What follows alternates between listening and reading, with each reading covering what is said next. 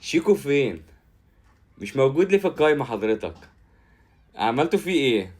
الواد فين يا جدعان؟ هو اي نعم غريب وجريته اغرب بس يعني هو فين؟ بجد فين؟ انا ما اعرفش بجد، يعني في ايه اللي حصل؟ يعني الواد زي ما بقول لك غريب وجريته غريبة، بس مفيد بصراحة. مفيد. ففينه؟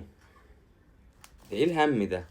طبعا في حراسة المرمى محمد صبحي، مهدي سليمان، محمود الشناوي. في خط الدفاع عمر جابر، بارون دخل القايمة، حسام عبد المجيد، محمد اسماعيل، صلاح مصدق، محمود بنتاج، احمد فتوح. مش ناقصهم طبعا غير الونش. طرد ماتش وادي دجلة طبعا يعني.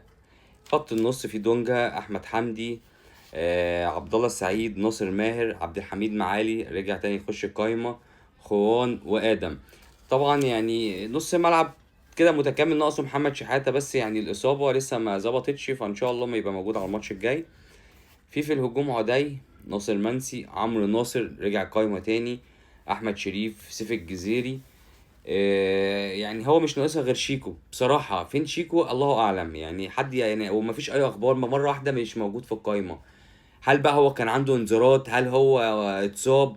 تبقى مصيبة لو من الجهاز الفني. حرف مصيبة لو يبقى فعلا المدرب ده لازم يمشي، فاهم؟